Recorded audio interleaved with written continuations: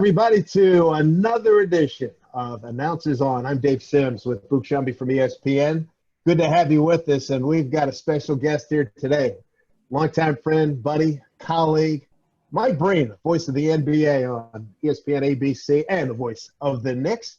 Mike, hey, what's happening? It is so good to see you two guys' faces and hear your voices. We both go back a long, long way, so thanks so much for having me on. Where'd you guys meet? You met a long time ago. I want to hear this story because you guys have known each other a long time. Dave, do you want to start or you want me to start? I real quick, I had been at the Daily News. I came back to New York after being in Philly. So 86, WNBC had Sportsnight, Jack Spector, a great DJ from early 60s. And he said, hey, coming up, we're going to talk about the Yankees. But now let's play some Billy Joel. That format didn't quite work. I heard there was going to be an opening, made some calls, wound up getting a job. And that's how I met Mike Breen back in, I want to say, I auditioned Feb 3, 1986. You can pick it up from there. Well, people remember Jack Spector was the initial host of this show, but didn't last very long, and they were looking for a new one. And I was one of the candidates for the job, but I was too inexperienced. I knew I wasn't going to get it, but they were kind enough to let me, because I was a fill-in, to let me audition. But I had to be the producer for all the other people who auditioned. So I'm Dave's producer for a job that we're both going for, but I knew I just wasn't ready for anything like that. And I remember after we did the show, the fellow who was the co-producer with me, we both said, this guy should get the show. And Dave obviously got the show. And for all of us, it was a great thing. And Boog, I'll say this to you. Today you see on SportsCenter, on ESPN, and on all the sports shows, writers are used for their expertise because they cover the show. And it's an everyday thing. Everybody does it. And now they become TV personalities as well. I firmly believe Dave was the first one to do that, because when we were booking guests, he always booked writers, and we'd have these round table of writers. If we were going to talk about the Knicks, he would have all the beat writers for the Knicks come on. And here's the guys that were covering the team day in and day out. In my opinion, he was the first to really do that. I mean, there were other shows that did it. And I thought it was a brilliant idea. And so many writers were on our show, and it became a real popular thing for all sports talk when it became this big boom across the country. Well, Mike, I tell you what, it's a pleasure working with you. And I always cite our friendship and our work and relationship as one of the great periods in my life, and certainly in my career. It's 2.5 years, man. We had laughs. And one time, Mike was talking about roundtables. One time we had our dads on. It was a Father's Day special. I had my dad, my father-in-law, Mike's dad came in. Dom Trignali's dad came in. The only thing we didn't have was beers. Man, it was great. Well, with the dads, we needed that 7-second delay. they got a little comfortable in the studio a couple of times. But it was so much fun back in the day. And that's before, WFAN. That's before 24-hour sports talk. We did a show 7 to 12, and it was enormously popular. Obviously, number one, because Dave did such a wonderful job on it. But there was nothing else in terms of that sports talk, and I think it gave a lot of people thought that this could work. And I too remember when WFAN came on, the first year they came on, we were all, okay, let's see what they're going to do. Can they be as good as us? Because we had this, arrogance that we did it better. And I remember the first couple of days of WFAN, I remember saying to Dave, oh, it'll never work. And now the sports talk all around the country, it's this great thing. So those were really fun days back then. Yeah.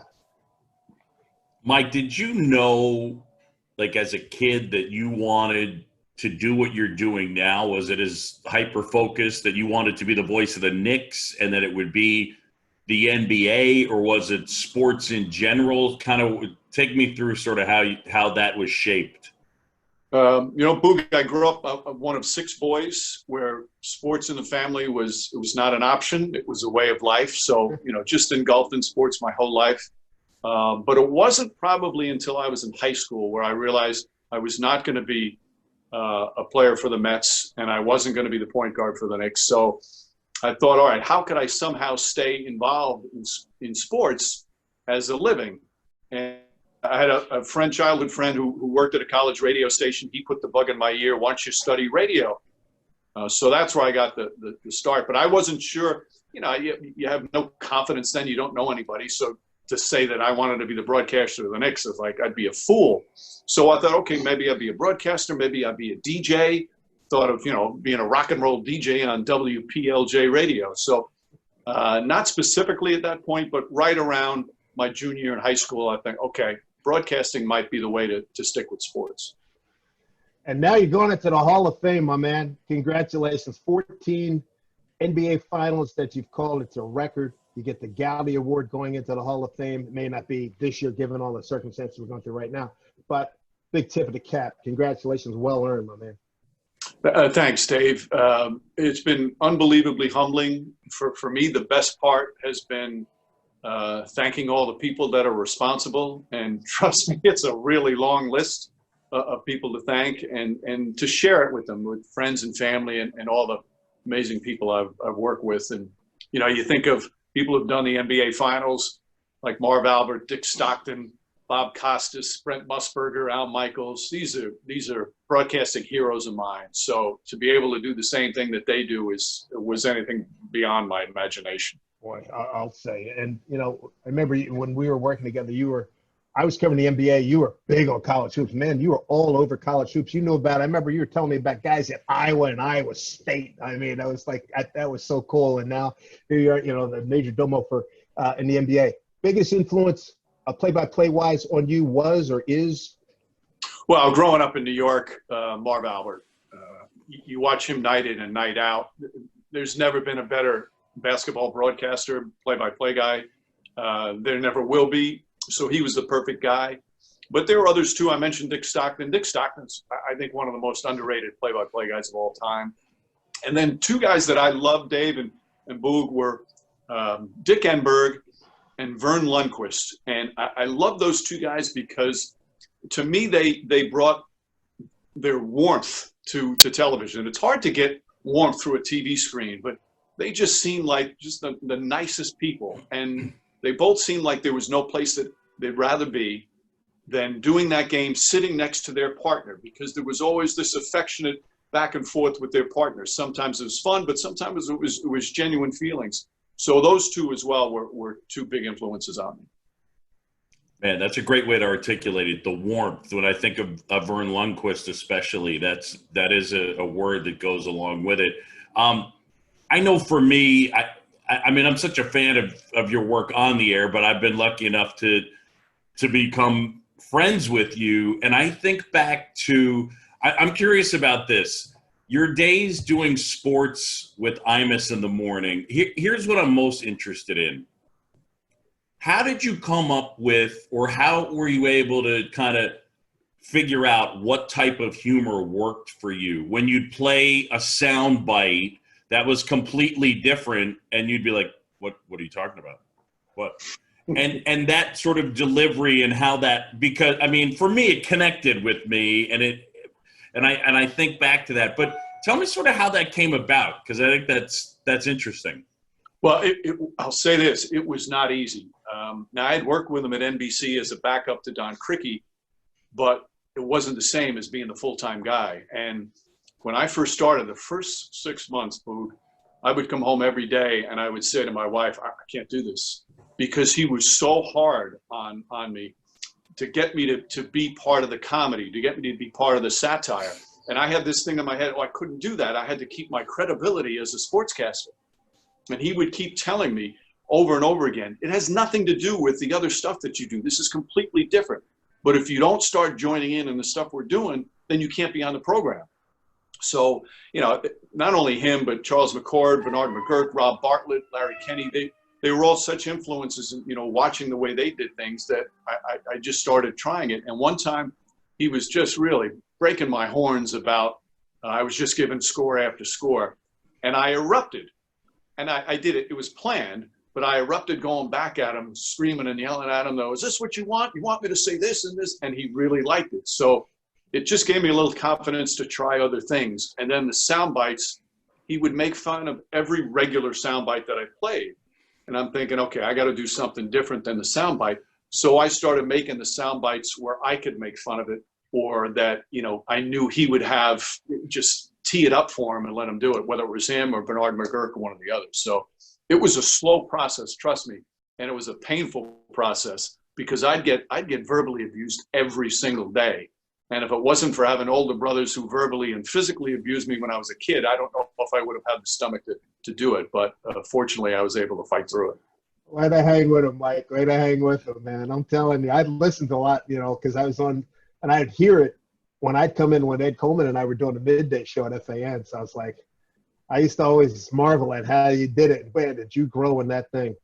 Hey, I want to touch on two quick things, and then I want to get into the Michael Jordan thing. First of all, folks, interesting aside, my youngest son, Jordan Sims, my wife, Abby, was pregnant with him in '87. I'll never forget October 13th, coming out of the 9 o'clock break. I'm getting ready to go back on, and Mike says, Dave, you got to go. Abby just called. You're going to have another kid in a couple of minutes. So I had to book out, and I thank you for picking up for that week or so, whatever it was. The other thing, Mike Breen was a hell of a point guard in our WFAN, WNBC charity games and playing down at the old 14th Street Y here in Manhattan. Classic New York City point guard. Good distributor, good jump shot. Well, I prefer to shoot like most, but that was fun. Peter Vesey was part of that game. There were a lot of fun people that come. Every once in a while, an NBA former NBA player would show up. You never knew, but those were good days as well. Was it McBurney at the McBurney Y? The YMHA No. at 14th and 2nd and 3rd, right? Oh, First and 2nd. Got it. Yeah, 1st and 2nd. Mike, I want to ask you about have you been watching The Last Dance and your thoughts? Just give me an overview because you had a chance to see Michael Jordan. You were right there courtside for a lot of years. Back into his career. Two things stick out. Number one, because I'm watching it with my youngest son, Matt, who's 23. I think it's a great opportunity for that generation to just see this, how great he truly was, how spectacular he truly was. Because I always feel the same way. I feel like I didn't get to see Bill Russell or Elgin Baylor play. I so would love to know. I hear the stories and I see the clips, but to get to see this program, this younger generation can appreciate just how great Michael Jordan was. So that's number one. The other thing is, man, it is a different game. What a different game. The game is coached differently. It's played differently. It's officiated differently. Can you imagine today Steph Curry or LeBron James or Kevin Durant getting beaten up the way Michael Jordan was beaten up by the Pistons? It just wouldn't happen. It just wouldn't happen. And it goes to show you that if Jordan played with today's rules, where it helps the offense, and you can't be physical like that on defense. I mean, he could score 40 a night without a problem. Let me ask you this, because I'm a pain in the butt, but I'm interested in terms of the narrative that gets formed and why people gravitate in certain directions. Like so the thing I remember the most about it was either the first or second episode, but was Pippen and having the surgery and waiting. What is it about Jordan that he gets the benefit of the doubt in terms of the soundbite that just echoes in my mind is the guy making $32 million is telling the guy making $2 million, you're being selfish. And everybody's like, yeah. Well, part of it is, and you do have to remember, he has the final say of everything that goes in there. Right. But there was, back then in that time, Boog, I mean, renegotiating contracts, breaking up contracts, and giving a guy a new one, it just didn't happen. Yeah. It just didn't happen in the league. And, in terms of what he did, he was, as Michael Reinsdorf said, or Jerry Reinsdorf, excuse me, they tried to tell him, this is not a good idea for you. They tried to tell him that he shouldn't take this contract. But you also have to understand, because everything's a gray area, Scottie Pippen, with his life situation, are you kidding me? He had to take that. Absolutely. He had to take as much money as he could right then and there because he had so many different things, with his family that he had to do and he wanted to secure them. So you understand both sides. But again, the mindset of redoing contracts, ripping one up and giving a guy a new one, it just didn't happen back then. Wow. If you went on the Papa shot right now, how many would you make? I don't like to brag, but it's I don't excel at many things. Papa shot, that's me. Wow. I'm not used to Uncle Mike puffing his chest out like that. I'm not used to it. Okay. I sort of like, whoa, I'll back off. We're just talking about Michael Jordan. I tell you what, when you're doing Knick games, you get to sit next to one of the greatest Knicks ever and one of the really still one of the coolest guys walking the planet right now, Walt Clyde Frazier. I love the guy and talked to him a couple of weeks ago. You get to work with him, have worked with him, 20 plus years. Tell the folks what that's been like for you. Just blessed beyond what I deserve. There's a poster sitting still up on the door, and my mother still lives in the house that I grew up in. She's in Yonkers. And we put up a poster up. I put up a poster when I was probably 10 of Clyde. The poster's still up in the house. So like he was my guy growing up. And then to first meet him and work with him was so intimidating for me, but he welcomed me with open arms. And then to grow, we become such close friends. It's just, it's hard to imagine someday, or hard to imagine on some days. And it's just, he is the way he is on the air. That's the way he is off the air. I don't think I've ever seen a pro player in New York, a star player, embrace who he is and know that there's responsibility there in terms of reacting with fans and staying visible where you can talk about the old days. He embraces that like no other I've ever seen. And it's wonderful to see around it, because he's gone from, the parents all coming up and just fawning over him to now it's the little kids. And so it's pretty cool. I got the sirens outside my window right now as the fire trucks are going by. Do you remember the first time that on the air he dropped something like got an commotion going on or something along those lines, and the way you reacted? Well, I laughed, and for a while I laughed a lot on the air. I mean, I think the one that I always love is precocious neophyte. I can't remember which rookie he called, but he calls the rookie precocious neophyte, which was so cool. And he just sagacity. He plays with such sagacity. That was another one I couldn't believe. But I've told this story before. I'll do it quickly. The reason he did it was he would go talk to kids. And this was when a lot of kids didn't have cable, and they would listen to him on the radio. We were doing radio at the time. And they would ask him about a word or two that he used. And he thought it was a great way to teach young kids in New York City who listened to him, give them new vocabulary words. Wow. So when he would go back and speak, they would ask him, and he'd tell them the meaning of the words or tell them to look it up. So it was an unbelievably noble reason to start it. And then it just became part of his shtick is the wrong word. It just became part of his style. Boy, oh boy. It's so cool. Working with, and I was thinking these commercials from ESPN, Jeff Van Gundy and Mark Jackson. You guys, you three together, it's a good listen. I really enjoy it. And that chemistry is really has been working for a long time for you. You know, Dave, it's as you guys know, as a play-by-play guy, chemistry with your partner is the most underrated part. And when you have somebody that not only that you work with professionally well, but are friends with off the air, it just makes it so easy. And I believe basketball is hard to do with three in a booth. And I think in many cases it doesn't work. The key to it, in my opinion, is nothing to do with the play-by-play guy. It's the two analysts. Do they like each other, and do they respect each other?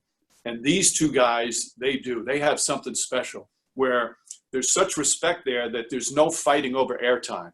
There's nothing like that. And just as importantly, because they're such good friends, they can disagree vehemently, go at each other, and it never carries over. They're fine with it because they have a lot of opinions that are completely opposite. So that's what makes it work, is those two. There's no competition for airtime, and they let me do my thing. It's been really fun because I've been friends with both of them for over 25 years. Did you know Jeff was this funny when he was the coach? Yes, and I used to tell people, because when he was an assistant coach, when you're a broadcaster, sometimes the assistant coach, they're the guys that help you out. The head coach doesn't have as much time. So you get to be friendly with him, and we were around the same age. So I got to be really friendly with him when he was the assistant. He taught me so much about the NBA, and he was so funny. And I would tell people when he became the Knicks coach, and he used to have those post-game press conferences where the bag's under his eyes, and he would be, so somber. I would tell people in the NBA, this guy's funny. And they'd be like, are you talking about the same guy I'm talking about? Nobody believed me.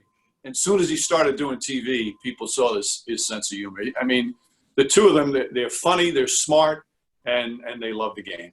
That's beautiful. All right, so 14 NBA Finals. Give me your three top moments. The Ray Besides Allen. this. The Dave Sims and Boog Sciambi appearance was number one. Yes. The Ray Allen shot has to be up there because it decided a championship. If he misses that shot, the San Antonio Spurs win that title. And who knows, in terms of people talk about the narrative or the legacy, I hate that word, legacy, about LeBron James and the Heat. So for him to do that shot in the most pressure situation of his life, that decided a champion was pretty special. That was one of them. And then for Cleveland, and we've been going to Cleveland for years, for that city to have that championship in 2016, the LeBron James block, again, that may have been the difference. If Iguodala hits that, the Warriors probably win that game. And for that championship, what it did for that city, because we were there all the time, as a New Yorker, I was emotional for the Cleveland fans because all the torture they went through over all those years. So those two are probably, along with this appearance with you two guys. Oh, man. Talk to me a little bit about what you've been doing. You've been watching anything good? I know you've been handing out some really good viewing recommendations to some people. Well, I looked at it as an opportunity to do things I've always wanted to do. Mm-hmm. So I've lost 35 pounds through a lot of exercise. I've taught myself to speak French, Spanish, and German. I've finished the novel that I always wanted to write. So I've been pretty. I've done none of those things. I take 2 naps a day and watch 117 YouTube videos. Isn't that the truth? Right. Spending time with family has been the greatest. Yeah. 2 of my adult children are home, and it's time as a father I never would have had with them. So Dad's real happy with that. They probably went out real quick, but it's been beautiful family time, and rest of the stuff watching TV, watching a lot of the old games. Yeah. Which is kind of fun. Sometimes you forget who was on what team, but doing what just about everybody's doing. Who's your favorite player in the NBA? I mean, you've been around. They all know you. You've had so many players come and go now. Your favorite player to talk to, maybe not just the cull information, just yo, what's up? And then you wind up having a good conversation. Who's been that guy or guys for the course of your time?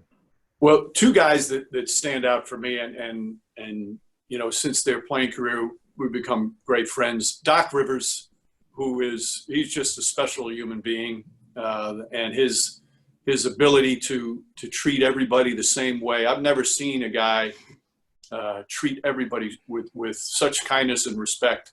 And right behind him or right with him is Scotty Brooks. Scotty Brooks to me is one of the great stories in the league. He spent 10 years in the league as an overachiever, and then became a head coach of a team that went to the NBA Finals. And he's another one. He's just there's no such thing as stature with Scotty Brooks. Everybody's treated the same. Those 2 guys, they've taught me so much about the game. They've become great friends, and I would say they're 2 at the top. UC Irvine, an anteater. He played. Did he play with Bob Thornton in college?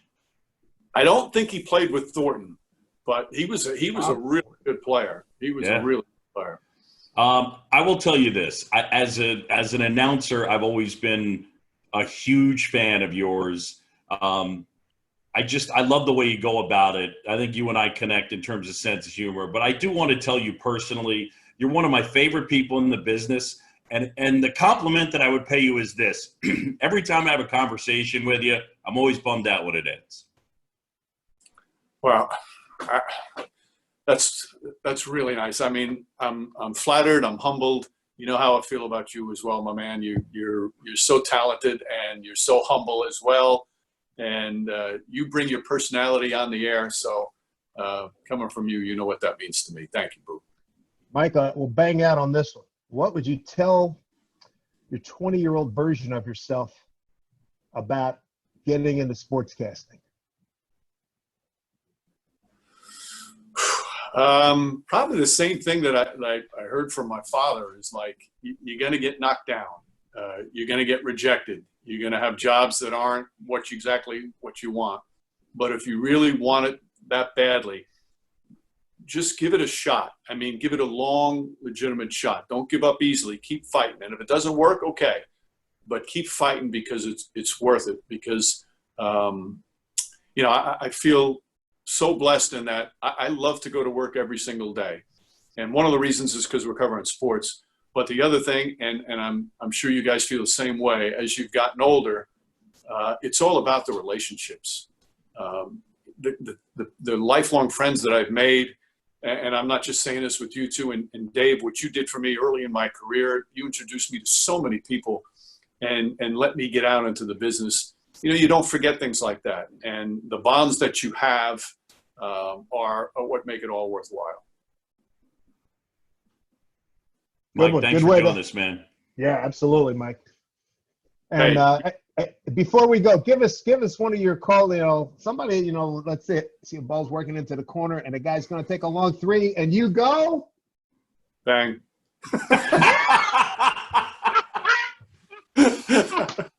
You were the best.